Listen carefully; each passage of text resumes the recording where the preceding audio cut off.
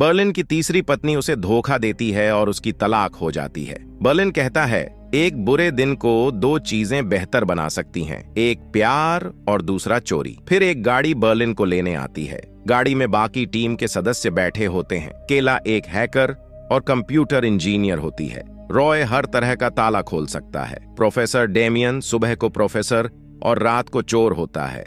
और ब्रूस हर गलत काम में माहिर होता है, जैसे सैटेलाइट को कंट्रोल करना। बर्लिन की पूरी टीम पुलिस बनकर अंटोनियो के महल में पहुंचती है। बर्लिन अंटोनियो को नकली सर्च वारंट दिखाकर उसके महल की तलाशी लेता है और उसके कीमती जेवरों में से एक सदियों पुराना प्याला रख लेता है। बर्लिन अंटोनियो को बता देता है कि वो पुलिस वाले नहीं हैं। इतने में अंटोनियो का एक मेहमान कहता है, तुम लोग पुलिस वाले नहीं लगते, अपनी आईडी दिखाओ। बर्लिन उसे फिर इतना डरा देता है कि वो कभी जिंदगी में किसी से आईडी नहीं मांगेगा।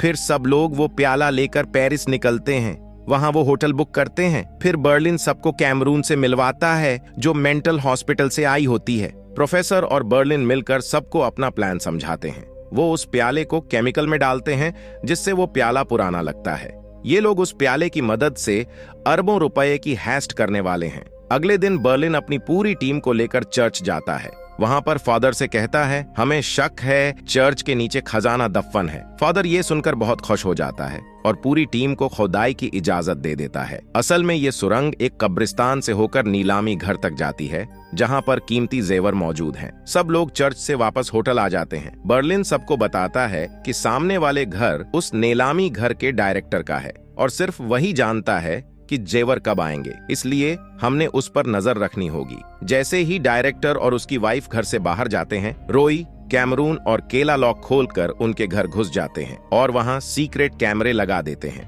बर्लिन को डायरेक्टर की वाइफ पहली नजर में पसंद आ जाती है और वो उसका पीछा करने लगता है। बर्लिन को प्यार में धोखा मिला था, लेकिन फिर भी वह का मेल को पसंद करने लगा था। अगले दिन वह सब लोग फादर को उल्लू बनाते हैं, यह बोलकर कि हमें आपके चर्च की खुदाई करते वक्त एक बहुत कीमती प्याला मिला है। हालांकि यह प्याला उन्होंने पहले ही वहां पर रखा हुआ था। इसे देखकर फादर बहुत खुश हो जाते हैं और उन्हें ज्यादा खुदाई करने का कहते हैं। बर्लिन के सर से प्यार का भूत अभी भी नहीं उतरा था। बर्लिन उस लड़की के पीछे एक बार में जाता है और उसके गाने की तारीफ करता है। लड़की देखकर हैरान हो जाती है कि बर्लिन के पास वही बुक है जिसको वह बहुत पसंद करती है। बर्लिन कहता है, यह बुक मेरी भी फेवरेट है। दूसरी तरफ फादर बेसमेंट में आ जाते हैं और प्याला यूनिवर्सिटी लेकर जाने की जिद करते हैं। सब लोग फादर को रोकने की कोशिश करते हैं, लेकिन कोई फादर को रोक नहीं पाता।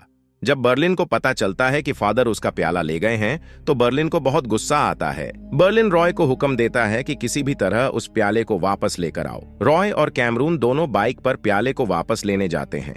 दूसरी तरफ बर्लिन भी कमाल के साथ ओपेरा देखने के लिए चला जाता है। रॉय और कैमरून फादर से बैग तो छीन लेते हैं, लेकिन उनके पीछे फादर के दोस्त लग जाते हैं। फादर के दोस्त उनको पकड़ लेते हैं और उनसे प्याला वापस ले लेते हैं। फादर ये सब देखकर डर जाता है और सुबह प्याला प्रोफेसर को वापस कर देता है। बर्लिन और कैमल की अब दोस्ती हो गई थी। बर्लिन बहुत खुश था। कमेल बर्लिन से उसके रूम में मिलने आती है, लेकिन बर्लिन बहाना लगा लेता है, वरना वह पकड़ा जाना था। फिर बर्लिन उसे सॉरी बोलाने जाता है और उनका रिलेशनशिप शुरू हो जाता है। अब टीम को भी वह जगह मिल गई थी जहां तक उन्होंने खुदाई करनी थी। वह लोहे की दीवार को तोड़ते हैं और ब्लॉक्स को हटा देते हैं। ये लोग कार का इस्तेमाल करते हैं ताकि ब्लॉक्स को बार बार हटाकर वापस अंदर लगाया जा सके। बर्लिन बताता है कि नीलामी घर में 2 गार्ड हैं जो हर वक्त घर पर नजर रखते हैं।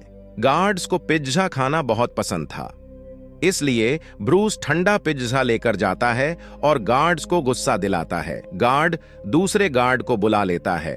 ब्रूस की लड़ाई हो जाती है और उनका ध्यान कैमरा से हट जाता है। इस चीज का फायदा उठाकर सब नीलामी घर के अंदर घुस जाते हैं और केला कैमरास और रूम को हैक कर लेती है। फिर सब लोग वापस बाहर आ जाते हैं और उस दिन का इंतजार करते हैं जब जेवर रखे जाने थे। यहाँ से बर्लिन के प्यार की कहानी शुरू होती है।